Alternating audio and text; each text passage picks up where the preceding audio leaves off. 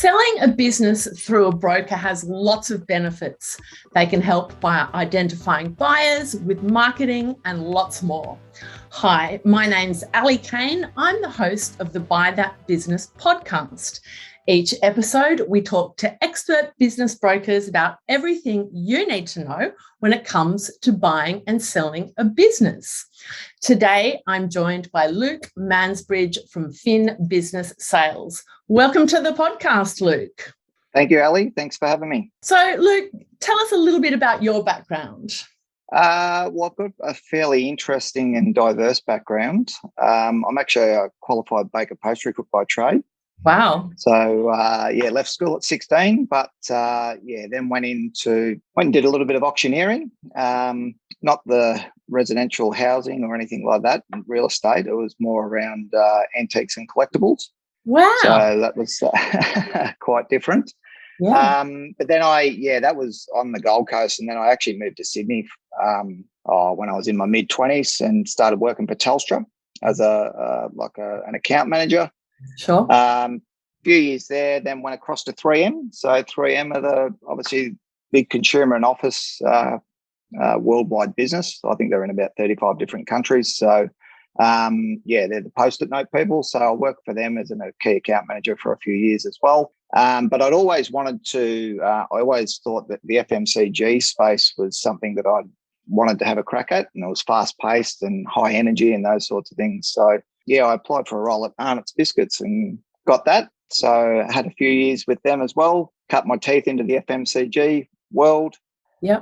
As part of that, they had a big snack brands business that was bought out by private equity. So I went across when that happened in that transition and worked for them, where I was the business manager for Woolies. So that was a big role. Did that for about 5 years. Very interesting in regards to shelf space and all those sorts of things, and trying to get your product onto the shelves. That was the hardest thing. Once I was there, it wasn't too bad, but getting them there was the big challenge.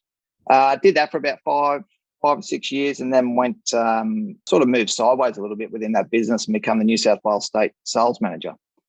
After a few years in that, I always also wanted to own my own business. So I'd always wanted to own my own bar. So every little boy's dream, hey? That's it. So I bought a bar out at Windsor in Sydney, and had that for a couple of years. It was more a bar restaurant. It was in an old church. It was very, very cool. Gorgeous. The church was historically listed, so we couldn't do a lot to it, but a lot of people went there just to have the experience. And then after that, I had that for probably 2 to 3 years. I always wanted to move back to Queensland, so I moved back, purchased a Luxaflex dealership, so blinds, awnings and shutters. I actually went partnership with my brother. We had that for 4 years, or 5 years. And then, it was just sort of looking at what the next move was, where we were going with that business. Then that's when I sort of started talking to Fin in regards to becoming a business broker, and here we are today. So I can imagine that altogether really assists you to be a business broker, because you can draw on that hugely diverse background. Absolutely. It just gives me I suppose it's more the confidence, not just from myself, but also for the client, that they know that I've got like that varied background and have been through different industries. Because if you look at like the different industries I've been in, obviously baker pastry cook, so small business type scenarios, key account management, so like the bigger picture, like looking at profit and loss statements a lot, sort of getting a good feel for financials. Obviously the bar restaurant also from a hospitality point of view, so it's very broad, but like the hospitality industry in itself, like, sort of once you get a good feel for it, like you really understand it. So it really gives me the experience, the confidence, the expertise to be able to talk to people just on, as an owner, operator type scenario, or to go to that, that higher level where it's more in the corporate side of the spectrum. So, it has, served me well. And I've never really felt uncomfortable talking to anyone, because, when you're in some of those roles, you're talking to CEOs of, the Woolworths and the like. So powerful people. One of the questions that someone always asks is, how do you establish the right price when you sell a business? What's the process that you go through? Look, I suppose it's different for every broker, how they go about it. They'll probably, I know from a fin point of view, like we keep very, very similar process in regards to how we step it through. Sure. And every broker will tinker with their own little style and put their own little feel on it. The most important part, like when obviously you're beginning that process, is to build rapport, like with any relationship that you're trying to build. So to me, that's where I try and obviously use what I've done before, and really talk and try and understand exactly what's, why they're looking to sell, how long they've been looking to sell, how long they've had the business, just to get a bit more of a feel and care for their business.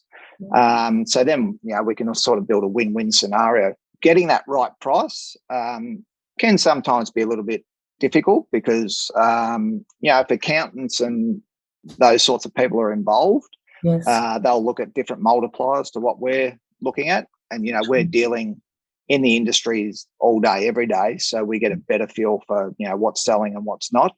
So that can, obviously that is really hard to sometimes get past, but we can normally talk around it and give them a bit of an indication of what we've seen recently and, use some of our industry experience to get to the right list price. So that's right. I mean, at the end of the day, the market will set the price for the business no matter what.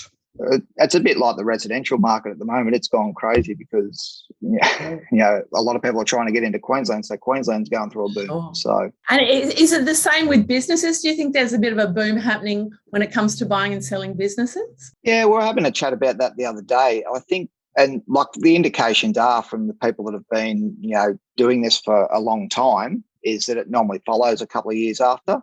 So the expectation is, over the next 24, 36 months, I think, we'll start to see. And as, everything opens up again and things get back to a little bit more normality, I think you'll really start to see that business will be sort of the next one on the scope and on the page ready to go. That's right. I mean, so many businesses have been closed through COVID. Whole industries have been closed. But if you look overseas, everything really went gangbusters as soon as things opened up. And I can imagine really that's going to happen here as well. Oh, absolutely. I think I feel like we're starting to see it already. Yeah. If you look at Sydney and Melbourne, what's happened when they've opened up, like some of the numbers that they're talking from a, retail aspect of 10, 15, 20% growth on, what they were the previous couple of years. So like that, it's already bouncing. Yeah. I suppose it's just a consistency to see where it's sort of, once it starts to flatten out and everyone does get back to normal, where it goes. Where it lands. So if you're someone that's thinking of selling their business in the next year, what should you be doing now to put it in good shape? Yeah, look, you really need to make sure that you're putting the time into it, because a lot of people, once they start to think about selling, they can sort of lose a little bit of the energy in regards to putting like the time and effort back into the business to make sure it is ready for sale. Yeah. And it's one of the biggest mistakes you can make.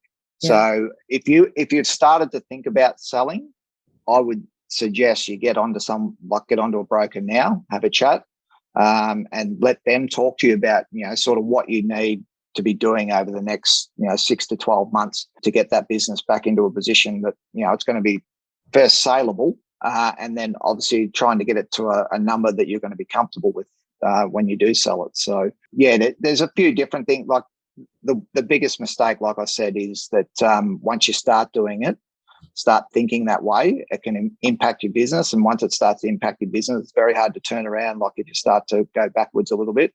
You need to jump on it straight away and get someone in there to help you out. That's right. I mean, I think that's the best way to make sure that your business is going to get the right price, is to work out a way that you can continue working in the business whilst preparing it for sale. So it's about having that energy and, I guess, asking for help when you need it.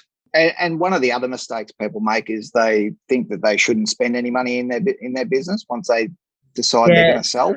Sure. You still need to run the business, do your marketing, and obviously improve processes, whatever it may be, which sometimes it does cost. If it's from an IT point of view or it's from a marketing point of view, it's going to cost you a few dollars. So, but it was going to cost you a few dollars no matter what.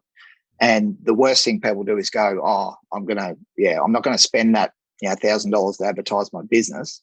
And then all of a sudden that has an impact at the top line, which then starts to flow right through your P&L to the bottom line. And then obviously that has a big impact in regards to what you can sell your business for. Aside from marketing your own business, what are some of the strategies you use when you're out there actively marketing a business for sale?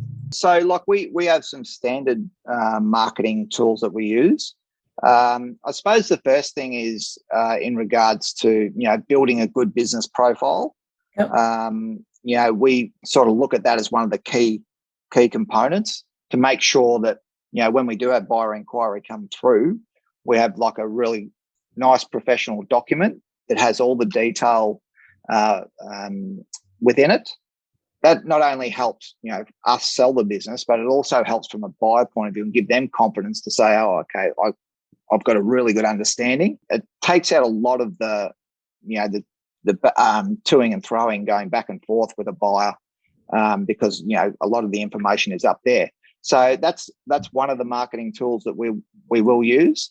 Yep. The next one is just our standard, like you're listed on the relevant websites that are across all the business sales websites. Yes. Like your Seek and Commercial Real Estate and these guys. So it goes up on all those. We make sure that the ad gives you a good understanding as well of what's involved. And then there's some different tools that you can sort of use in regards to depending on what type of business, because the website won't always capture the total audience that you're after. So we can also then look to use like some direct marketing tools where we'll build just say it's a trade services type business, like a plumbing business or electrician, where we'll target similar businesses based on the level of investment and who we think it would suit, et cetera, et cetera. So if we think it's a good bolt-on business or an acquisition business, that's sort of where we go. We start to look a little bit broader.